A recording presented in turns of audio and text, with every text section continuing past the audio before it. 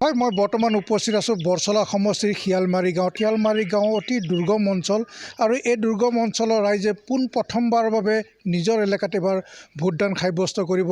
তেওঁলোক ইতিমধ্যে সাজু হৈছে আৰু এই যিটো ভোট কেন্দ্ৰত প্ৰথমবাৰৰ বাবে 685গৰাকী ভোটাৰে নিজৰ ভোটদান সাব্যস্ত কৰিব। মই প্ৰথমে সেই পৰিৱেশটো দেখুৱাই লৈছোঁ। এইসকল ভোটাৰে পোনপ্ৰথমবাৰৰ বাবে এই শিয়ালমাৰী প্ৰাথমিক বিদ্যালয়ত তেওঁলোকৰ নিজৰ গণতান্ত্ৰিক সাব্যস্ত কৰিব আৰু তেওঁলোক এতিয়া উৎফুল্লিত, কাৰণ তেওঁলোকে প্ৰত্যেক বিধানসভা বা লোকসভা বা গাঁও পঞ্চায়তত তেওঁলোকে গাভৰু নদী পাৰ হৈ ঠেকেৰাজুলি প্ৰাথমিক বিদ্যালয়ত তেওঁলোকৰ ভোটদান সাব্যস্ত কৰিছিল।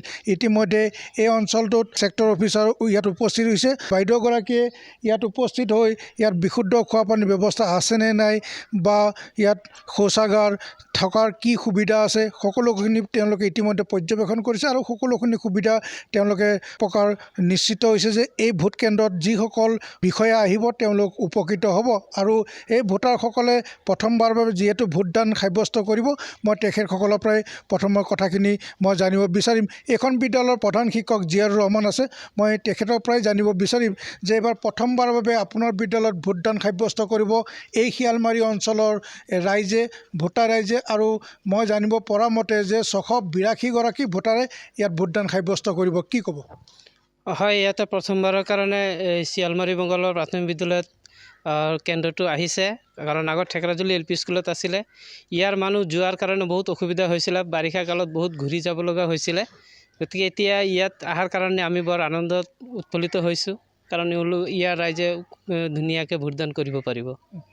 মোৰ সৈতে এইখন বিদ্যালয়ৰ প্ৰতিষ্ঠাপক সভাপতি আৰু বৰ্তমানৰ বিদ্যালয় পৰিচালনা সমিতিৰ সভাপতি, মই আপোনাৰ পৰা কথাখিনি জানিব বিচাৰিম যে আপোনালোকে প্ৰথমবাৰৰ বাবে এই অঞ্চলৰ ৰাইজ আৰু লগতে আপুনিও ইয়াত ভোটদান সাব্যস্ত কৰিব। ইয়াৰ পূৰ্বতে আপোনালোকে গাভৰু নদী পাৰ হৈ ঠেকেৰাজুলি প্ৰাথমিক বিদ্যালয়ত ভোটদান সাব্যস্ত কৰি আছিল। কি ক'ব? হয়, প্ৰথমতে আমি ND24ক মই ধন্যবাদ জনাইছোঁ আৰু লগতে আমাৰ এই বিদ্যালয়ত অহা আমাৰ ছেক্টৰ বাইদেউ তেওঁ যিটো পৰ্যবেক্ষণ কৰিছে তেওঁকো ধন্যবাদ জনাইছোঁ। লগতে আমাৰ আজি বিশেষ ক'বলগীয়া আছে যে আমাৰ এই বৰচলা সমষ্টিত বৰ্তমানে নতুনকৈ মিছামাৰী মৌজাৰ এই শিয়ালমাৰী গাঁওখন অতি পিছপৰা গাঁও। গতিকে ৰাস্তা ঘাট নথকা বাবেও যে আমাৰ সাংবাদিকসকল আহিছে, সেইটোৰ কাৰণেও আমাৰ বাইদেউ আহিছে কষ্ট কৰি, তেওঁলোকক আমি আমাৰ অন্তৰেৰে ধন্যবাদ জনাইছোঁ। আৰু লগতে ক'বলৈ লৈছোঁ যে আমাৰ ইয়াৰ বয়সস্থ মানুহ বা যুৱক শ্ৰেণীৰ মানুহ এই গাভৰু নদী পাৰ হৈ এই ঠেকেৰাজুলি গৈ পেলাই ভোট দিবলগীয়া হৈছিল। এইবাৰ আমি আনন্দিত হৈছোঁ সকলো ৰাইজে, যাতে আমাৰ এইখন গাঁৱতে যিখন বিদ্যালয় আছে আমাৰ শিয়ালমাৰী, ক'বলৈ গ'লে একমাত্ৰ শিয়ালমাৰী প্ৰাথমিক বিদ্যালয়। আমাৰ বঙালগাঁও আছিলে আগতে, বঙালগাঁওটো কিন্তু কাটি গৈছে। বৰ্তমানে আমাৰ ইয়াৰ চাইনবোৰ্ডটো অকল শিয়ালমাৰীহে হ'ব লাগে। আৰু এই শিয়ালমাৰী স্কুলখনত আমি ভোট দিবলৈ পাই অতি আনন্দিত হৈছোঁ। গতিকে আমি আমাৰ এইখন চৰকাৰকো ধন্যবাদ জনাইছোঁ। হয়, এই যিটো সমষ্টিত মই বৰ্তমান উপস্থিত আছোঁ, এইটো পূৰ্বতে ঢেকীয়াজুলি বিধানসভা সমষ্টিত অন্তৰ্গত আছিল আৰু যেতিয়া সমষ্টি নিৰ্ধাৰণ হ'ল এই যিটো শিয়ালমাৰী অঞ্চল বুলি কোৱা হয় আৰু এই অঞ্চলটো বৰচলা সমষ্টিত অন্তৰ্ভুক্ত হৈছে।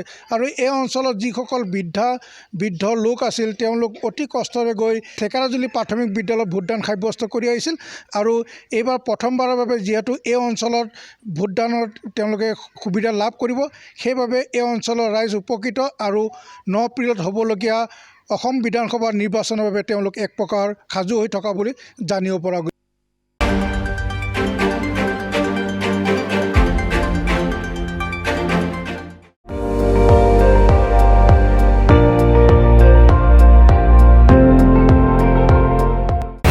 আপুনি চাই আছে ND24, সৰ্বশ্ৰেষ্ঠ নহয় সৰ্বোত্তমৰ দৌৰ।